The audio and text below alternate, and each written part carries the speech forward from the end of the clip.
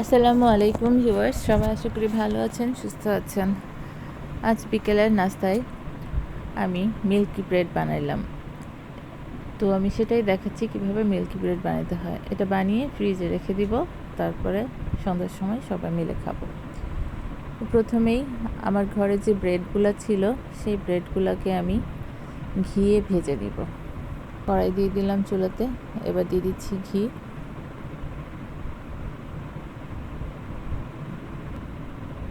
Bread একটা বড় fry pan নিলে ভালো হতো, তারপর যাই হোক নিয়েই ফেলেছি যখন, এটাতেই কয়েকবার ভেজে নিব।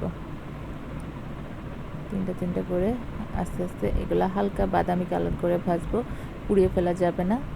এই পর্যায়ে চুলার জালটা একদম মিডিয়াম আঁচে রাখবো, তাহলে এটা সুন্দর একটা ব্রাউন কালার হয়ে ভাজা হয়ে যাবে।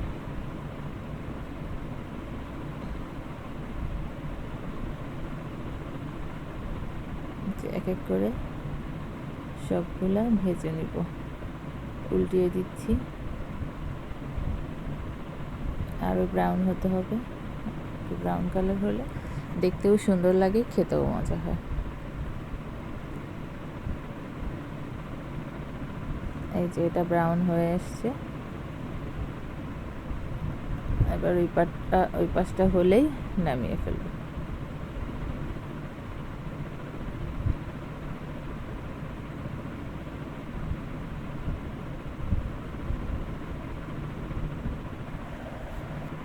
বিকালে তো অনেক রকম নাস্তাই খাওয়া হয়, এটাও একরকম নাস্তা, খুব ইজিলি হয়ে যায়। এই যে আমি আগে থেকে জাল দেওয়া লিকুইড দুধ নিয়েছি, তার মধ্যে এখন দিচ্ছি কনডেন্স মিল্ক। আর এক্সট্রা কোনো চিনি দিব না, এটাই যথেষ্ট। পাউরুটিতেও সামান্য চিনি থাকে, মিষ্টি মিষ্টি লাগে পাউরুটিগুলো মিল্ক ব্রেড নিলে বিশেষ করে, আর কনডেন্স মিল্কে চিনি এনাফ। এরপর এটা ভালো করে মিক্সড করে নিব। এখানে দুধ বেশি গরম থাকা লাগবে না, নর্মাল টেম্পারেচারে দুধ হলেই হবে। আর কনডেন্স মিল্কও নর্মাল টেম্পারেচারে আছে। এখন এই দুটো ভালো করে মিক্সড করে নিব, তাহলে একটু ঘন ঘন হয়ে যাবে দুধটা।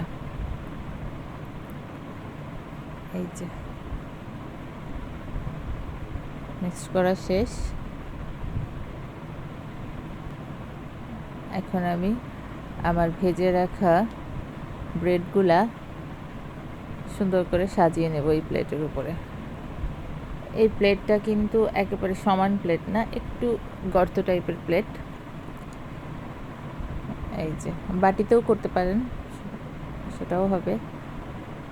তো আমি যে পরিমাণে দুধ নিয়েছি, এটাতে বেশিও হবে না কমও হবে না, একদম মাখা মাখা হবে, এরকমই নিতে হয়। কারণ আমি এই ব্রেডগুলো কিন্তু যে দুধ চিনি দিয়ে ভিজিয়ে খাই, ওইটার মতো একদম নরম লেতলেতা হবে না।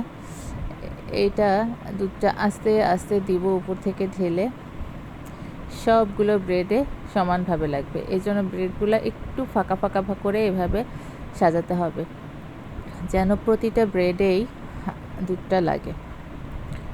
আর দুধ ঢালার সময় খুব আস্তে ঢালতে হবে, যাতে সবগুলো ব্রেডে লাগে। এই যে এইভাবে আস্তে আস্তে সময় নিয়ে কাজটা করতে হবে, তাহলে হবে কি, ফ্রিজে রাখার পরে সবগুলো ব্রেডে দুধটা পরিমাণ মতো লেগে যাবে, এবং আপনি হাতে নিয়েও খেতে পারবেন, আবার প্লেটে নিয়েও কেটেও খেতে পারবেন। এখানে কোনো এক্সট্রা দুধও থাকবে না। খুব মজার একটা ডেজার্ট, বাসায় করে খেতে পারেন। আমার বাচ্চাদের তো ভীষণ পছন্দ হয়েছে, ওরা আবারও খেতে চায়।